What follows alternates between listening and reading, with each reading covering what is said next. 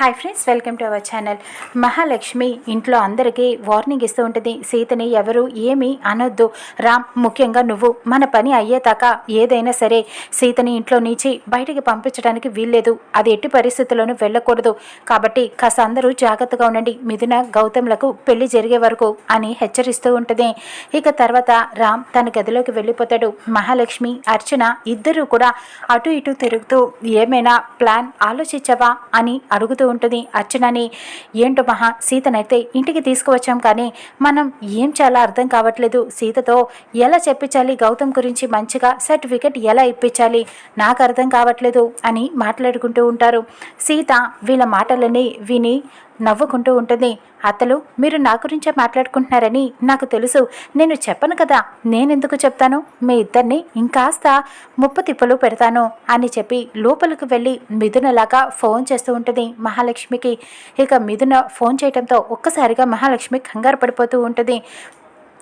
మిథున, ఎలా ఉన్నావు అని అడుగుతూ ఉంటుంది. ఏంటి, నేను చెప్పిన పని ఎంతవరకు వచ్చింది? సీత వచ్చిందా?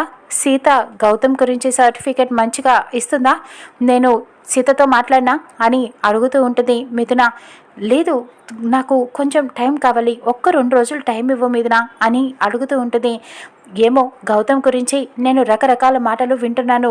గౌతమ్ గురించి పాజిటివ్గా ఎక్కడ నాకు కనిపించట్లేదు. ఇక సీత అయినా కనీసం ఏమన్నా చెప్తుందేమో చూద్దాం. సీత పాజిటివ్గా చెప్తేనే ఈ పెళ్లి జరుగుతుంది, లేకపోతే నేను గౌతమ్తో పెళ్ళి క్యాన్సిల్ చేసేసుకుంటాను అని బెదిరిస్తూ ఉంటుంది. లేదు లేదు, నువ్వు ఆ సీత మాటలు నమ్మకు.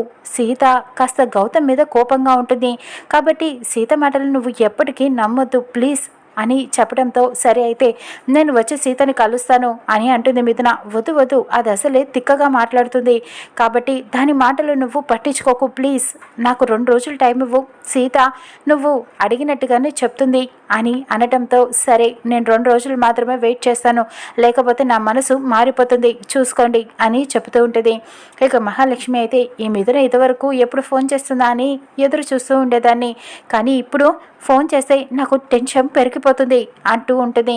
ఇక అక్కడ సీత తన గదిలోకి వెళ్ళి రామ్తో గడిపిన జ్ఞాపకాలని గుర్తు చేసుకుంటూ ఉంటుంది. ఈ గది నాది, ఈ జ్ఞాపకాలు నాది, రామ్ మామ నాది కాబట్టి అని చెప్పి అలా మురిసిపోతూ ఉండగా రామ్ వస్తాడు. సీతని మంచం మీద పడుకోవటం చూసి సీత అంటూ గట్టిగా పిలిచి కోప్పడుతూ ఉంటాడు. ఏంటి మామ అని అడుగుతూ ఉంటుంది. ఎందుకు వచ్చావు, నువ్వు ఈ గదిలోకి రావడానికి వీల్లేదు, మర్యాదగా బయటికి పో అని కోప్పడుతూ ఉంటాడు. అదేంటి మామ, ఇది మనిద్దరి గది కదా, నువ్వు నన్ను వెళ్ళిపోమంటావేంటి అని అడుగుతూ ఉంటుంది.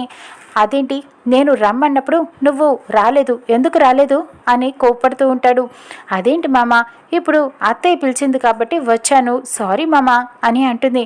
వద్దు, నేను రమ్మంటే నువ్వు రాలేదు కాబట్టి నాకు నీ మీద అస్సలు చాలా కోపంగా ఉంది, నువ్వు మర్యాదగా వెళ్ళిపో అని తిడుతూ ఉంటాడు. ప్లీజ్ మామ, ఈ ఒక్కసారిగా ఎక్స్క్యూజ్ చెయ్యి అని చెప్తూ ఉంటుంది. వెళ్తావా లేకపోతే మెడపట్టి బయటికి గెంటనా అని కోప్పడుతూ ఉంటాడు. నన్నే మెడపట్టి గెంటేసావా మామ, నీకంత సీన్ లేదు అని చెబుతూ ఉంటుంది. చూస్తావా ఎంత సీన్ ఉందో అంటూ సీతని నిజంగానే మెడపట్టి అలా రూమ్ బయటికి గెంటేస్తాడు. సీత మీద అలా మొహం మీద తలుపులు వేసేస్తాడు, లోపలికి వెళ్ళిపోతాడు. సీత కొంచెం బాధపడుతుంది.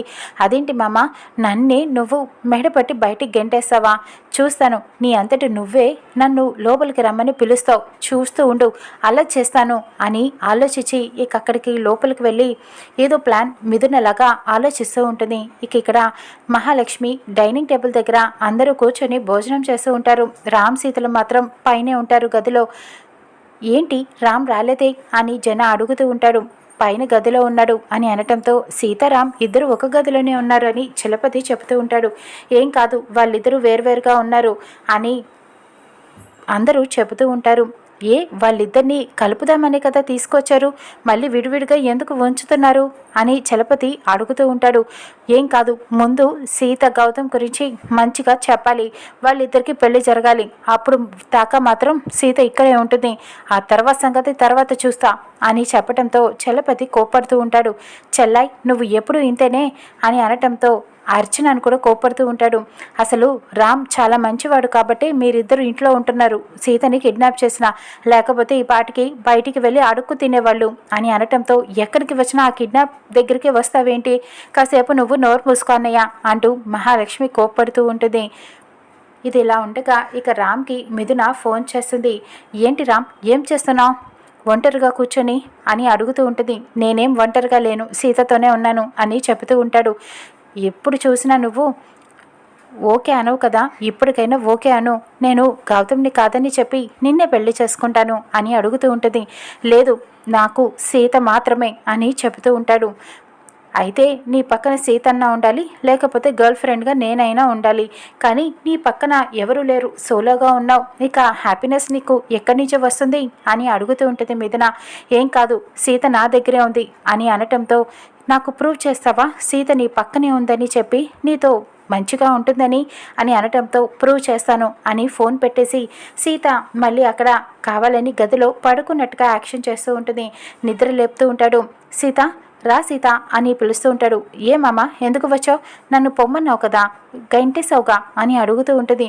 ఏదో ఊరికే జోక్ చేశానంతే, రా సీత అంటూ పిలుచుకొని గదిలోకి తీసుకెళ్తూ ఉంటాడు. మహాలక్ష్మి జన అందరూ కూర్చొని ఆలోచించుకుంటూ ఉంటారు. సీతతో ఎలా నిజం చెప్పించాలి, గౌతమ్ గురించి మంచిగా ఎలాగా అంటూ అందరూ కూర్చొని డిస్కషన్ చేసుకుంటూ ఉంటారు.